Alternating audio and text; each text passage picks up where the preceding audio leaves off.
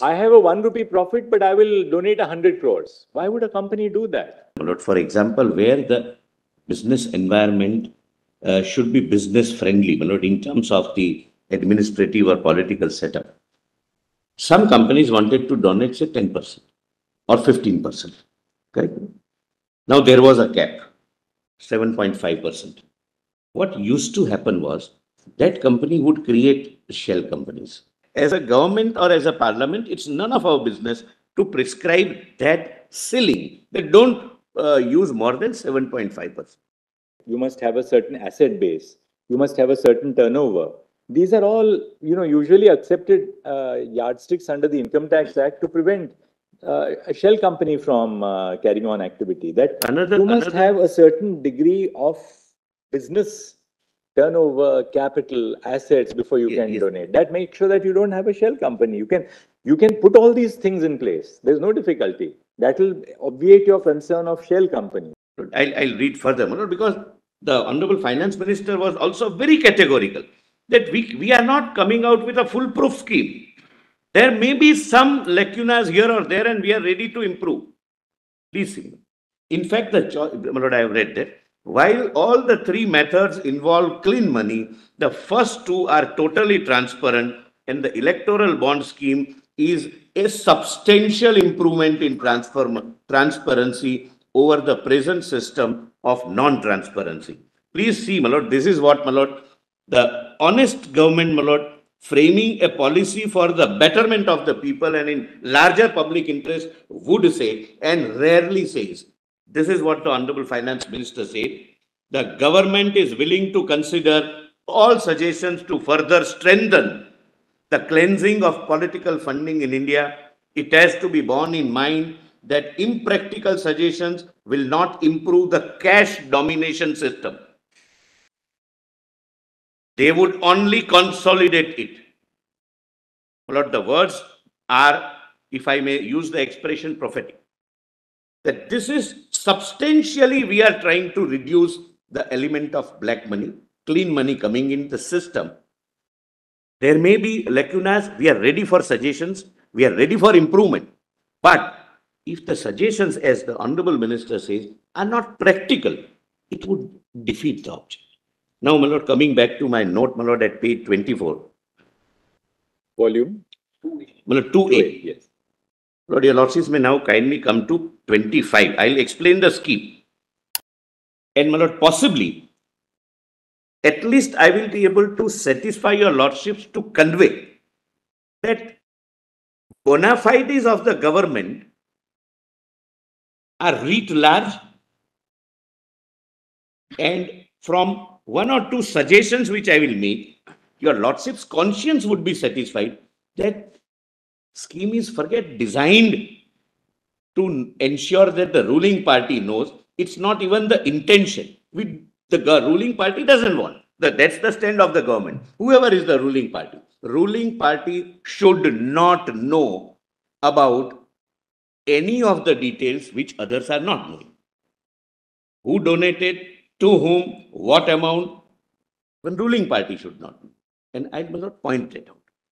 And if necessary, my lord, I have some suggestion, my lord, which may, my lord, perhaps, my lord, subject to your lordship being satisfied, take care of your lordship's concern. Mr. Solicitor, is it your contention that under this scheme, the ruling party does not know who its donors are? No. The party every party knows who their respective donors are. Yes.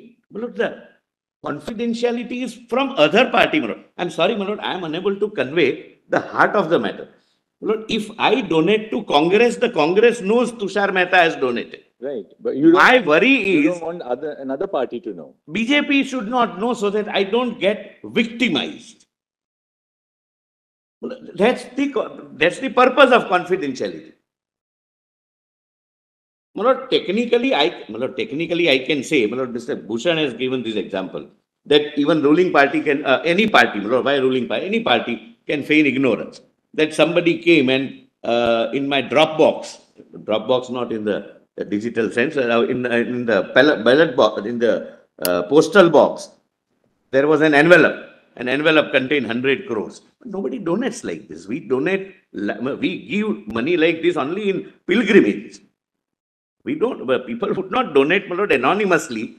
In Srinathji, my lord, people would donate 100 crores without any name. It would be an anonymous donation because that is, yes, Tirumala. That's what I'm saying. But that is, my lord, again, idealistic way. Practically, the party. Even that is not idealistic. Because the assumption is that the Almighty knows who has put money in the hundu.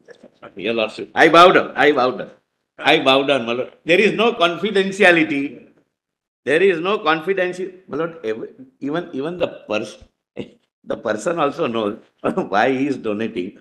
That is reflection of the fact that there is a line in Ganges for, my lord, because they know कि बहुत पाप किए धोना जाना पड़ेगा. So people also know that. But, my lord, the party who receives knows who has given. That you can never, my lord, come out of. There cannot be any system where the donor and donee each other would not know. But then, so Tushar Mehta, if this is so, why not make everything open? But, my lord, then the purpose is defeated. As I, my lord, as it is, everybody knows about, or partly knows about it, partly they know about it. Only person who is being deprived is the voter. Your contention that the voters do not have the right to know after the number of decisions of this court. It's slightly difficult. No, my lord, voter, my lord. Because they would know that they should know. Then I bow down and we go back to, my lord, the earlier policy. No, that's the only answer. No, it's not like that. That's why we said we are not for a moment saying that, look, there are 3 or 4 considerations which are very important. One, the need to reduce the cash element in the electoral process. Very important. Reduced, right? Second, the need to encourage the use of authorized banking channels for that purpose, which is the only way you can reduce the cash element. That's the second consideration. Third, there is a countervailing consideration. Third is incentivizing the use of the banking channels. Which is confidentiality according to us. And therefore, according to incentivizing the use of the authorized banking channels should therefore result in greater confidentiality. But there is a fourth consideration, which is the need for transparency. And a fifth consideration, which is that this should not become a legitimization of kickbacks and quid pro quo between the power centers, whether in the states or in the center, and people who are really in that sense, they are benefactors of that power. They are supplicants. I bow down. Yes, I bow down. So all these. So when the balance is drawn between these, of course, the balance has to be drawn by the legislature and by the executive, not by us. We are quite conscious of that.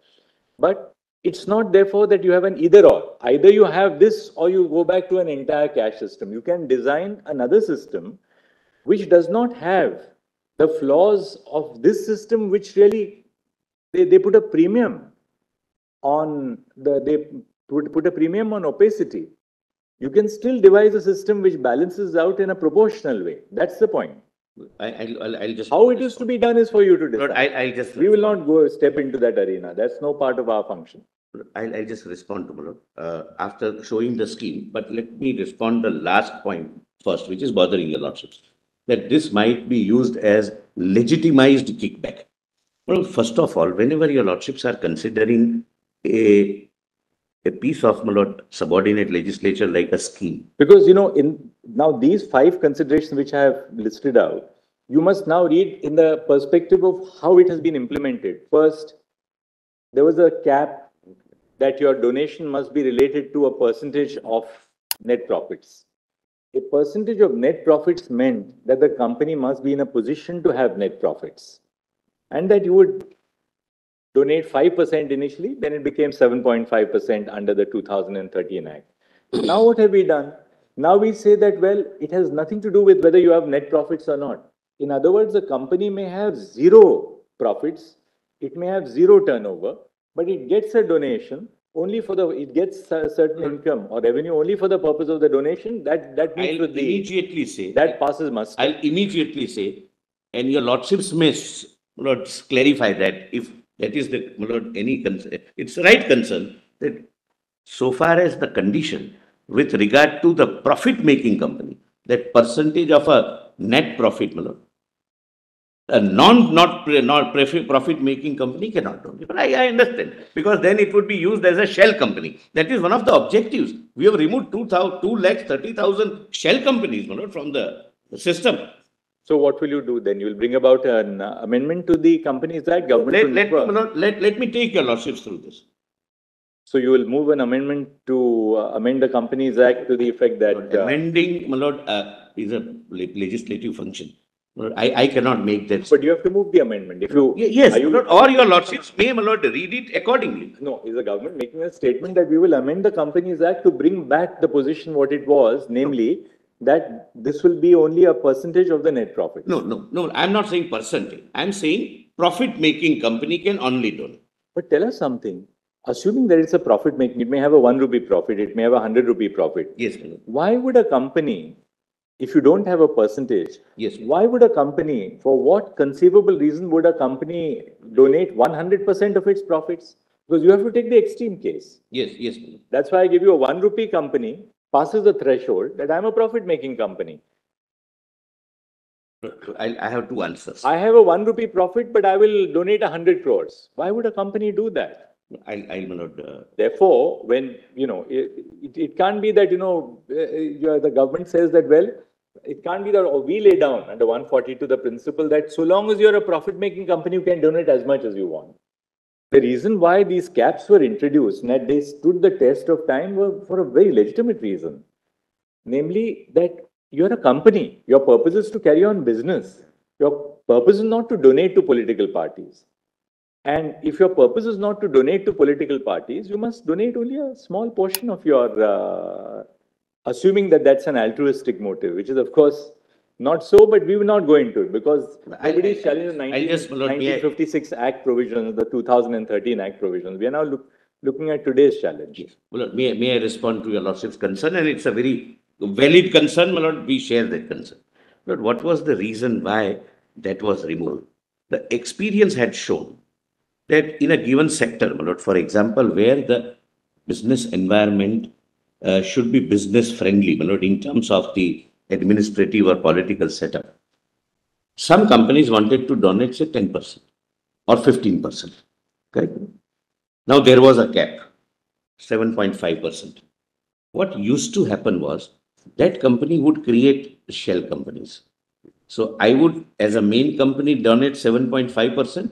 And from that shell company, I would donate 7.5% to make it 15. With a view to discourage creation of shell companies, we have said that it is the company doing the business through the managing director, through the board of directors, which are trusted by the shareholders. And therefore, if they want to donate more than 7.5%, let them do it. Let that discretion remain with that. As a government or as a parliament, it's none of our business to prescribe that ceiling. They don't use more than 7.5%. So that was the purpose. The purpose was to disincentivize creation of shell companies to do what they wanted to do. But now you do it. But that number two. Number two. Allow me to say by having narrowly tailored provisions. For instance, that you must carry on business for a certain stipulated period. You must have a certain asset base. You must have a certain turnover. These are all, usually accepted yardsticks under the Income Tax Act to prevent a shell company from carrying on activity. That you must have a certain degree of business turnover, capital, assets before you can donate. That makes sure that you don't have a shell company. You can put all these things in place. There's no difficulty. That will obviate your concern of shell company.